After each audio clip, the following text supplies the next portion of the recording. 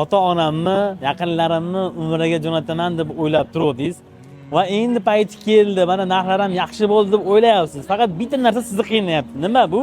Ya'ni u yerda qanaqa yurishar ekan, sifat qanaqa ekan, servis qanaqaligini o'ylayotgan bo'lsangiz, umra jamiyati sizga ishonchli va sifatli servis taklif qiladi.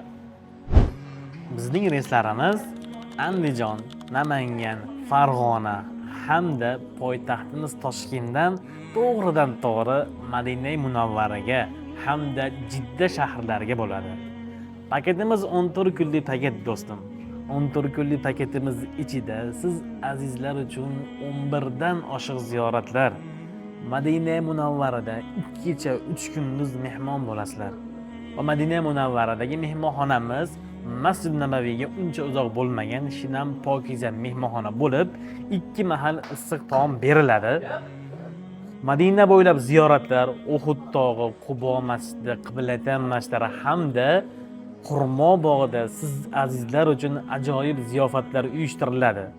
Va juda ko'pchiliklarimizdan kelgan savollar bor, ya'ni Madina Munavvarada Ravza-i Sharif, ya'ni har bir ziyoratchi Madina Munavvarada Ravza-i Sharifga olib kirib chiqiladi, u yerda ham ibodatlar bo'ladi azizlar.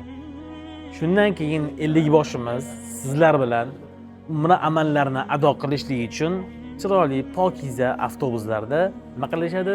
Makka shahriga yo'l olishadi. Yo'lda 50 boshi sizlarga ihrom kiyish qoidalari, umra qilish amallarini, qonun qoidalarini, odoblarini birma-bir aytib, labbayka aytib, talbiya bilan Makka Mukarramaga yo'l olasizlar. Makka Mukarramada esa Masjidul Haramga uncha uzoq bo'lmagan 2-2,5 kilometr masofada mehmonxonamiz sizlarni kutib turadi. Shinam pokiza mehmonxona. U yerda ajoyib nima deydi, xodimlar chiroyli bo'lib sizlarni kutib olishadi. Kutib olish jarayonlari ham ajoyib tarz shakllantirilgan. Ya'ni jay namozlar, zamzam suvlar berib kutib olinadi. Sizlarni mehmonxonaga kutib olingandan keyin shinam pokiza mehmonxonadan xonalar beriladi. 50 bosh bilan birgalikda sizlar umra amallarini ado qilasizlar. Ana undan keyin azizlar Makka bo'ylab ziyoratga ham chiqasizlar. Makka ziyoratida Arofat tog'iga borasizlar, Hiro g'origa borasizlar, Nur tog'lariga chiqasizlar azizlar. Mana shundan keyin sizlar uchun Rojihinda ajoyib ziyofat beriladi va Qizil dengiz sayohatiga borasizlar.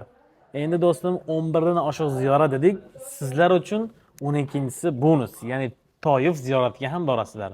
50 boshi birgalikda hamrohligida Toyif ziyoratiga borib, u yerda Uzumzorga va Mushka Ambar zavodiga sayr qilasizlar va qaytayotganlaringda birgalikda umra amalini ham ado qilib olasiz. Ya'ni Toyifga borgan odam Makkaga kirgandan keyin yana bir bor umra qilishiga to'g'ri keladi. 50 bosh bilan birgalikda Toyifda miqotda ehromlar olib, yana bir bor umra qilishga muyassar bo'lasizlar do'stim.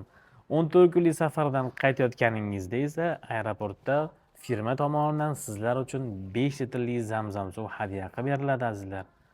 Kimga kim mana shunday paketlar kerak bo'ladigan bo'lsa, biz bilan umra safariga bormoqchi bo'lganlar va to'liqroq ma'lumot olmoqchi bo'lganlar quyidagi raqamlarga aloqaga chiqishingizni so'rab qolamiz.